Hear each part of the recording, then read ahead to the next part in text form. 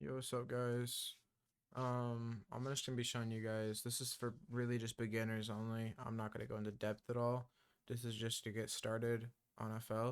If you're trying to upgrade your music and start recording on FL, let's say maybe you were on BandLab in the past.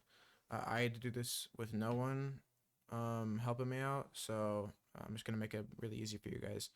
So whenever you open FL right here, um, actually, first thing first, you're probably gonna want to get the producer version of FL. This will let you do a lot more with, even if you're just recording vocals, it'll let you do a lot more than with just the bass. And don't even try with the tutorial version; it won't work. Recording, you're gonna need FL before you can do anything. So this is what it's going to look like when you open FL. I have projects that's going to look a little bit different, but basically you want to click the thing that says empty slate. This will bring you in. Yours is going to look a little different from mine because I have mine set up. But the basics thing you're going to know when you open up is up here, the things you're going to need. If this is open on this side, just click this button right here. It'll get rid of it. It's the browser. That's for producers. We don't need that. For you, this button right here, this is going to be your mix.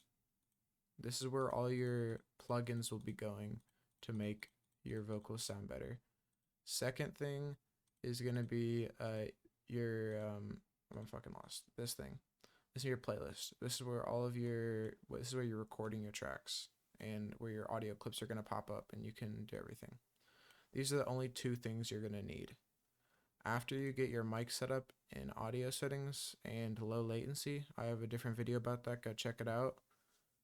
Then all you need to do to record is for insert, let's say you're recording your vocals on insert one. This button right here, this arms your track. So basically it just prepares your track to record. It's like, okay, I'm ready to record. Over here on this side, it's right now on none. This is what the input's going to be going into the track. You're going to want this set to input 1 or whatever your audio is set to, input 1. It could be input 2, but just try them all until your mic works. This is where your input's going to be. So let's say you have your input 1. I'm going to set mine to none right now because I don't need to record anything. But you have your track armed. This is set to your mic. Last thing you need to do is click the record button up here. Then you're ready to record. So just go ahead and click play. And as you can see down here, it's going to be recording. It's not recording any audio right now because I have nothing selected over here. But if I do, then whenever I talk, it'll record down here. So you guys can't hear that because I don't have my FL connected to my OBS. But that's just how you're going to record basics. The next thing you're going to want to do is, let's say you have your beat picked out. All you need to do is for track 1 and track 2. I have another video about this. People forget how to do this a lot.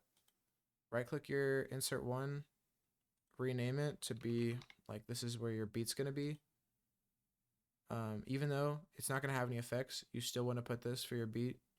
So this is where your beat's going to be. Right click on this and click assign to an audio track. As you can see, it popped up down here. This is where your beat's going to be right here.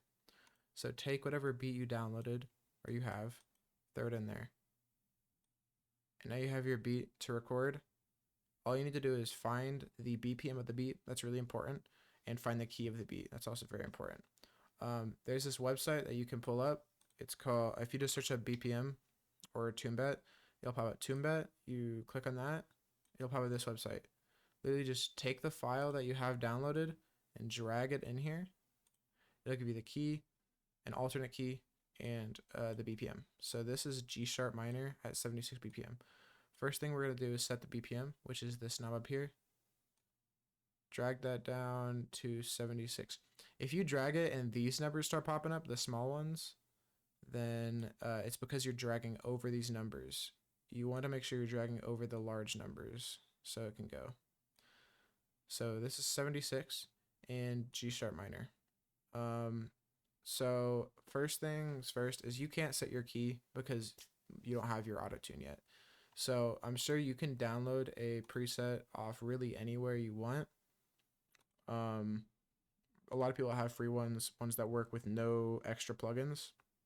I'm just gonna drag mine in because I have my own.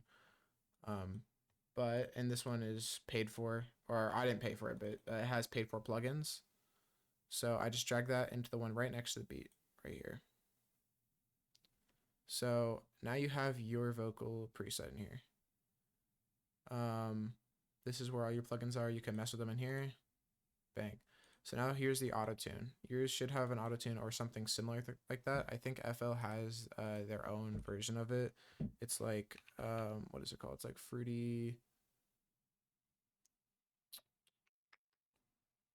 They have their own version. I'm trying to find it for you guys.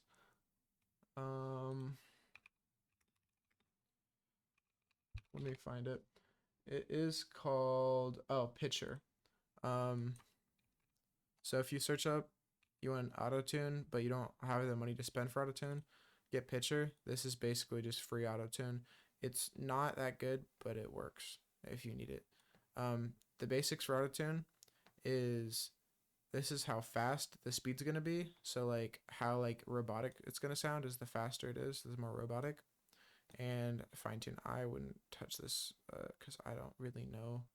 I've really never used Pitcher, so I don't know. But this is your main thing, and you can set your key. I'm gonna do an auto tune because that's what most people use.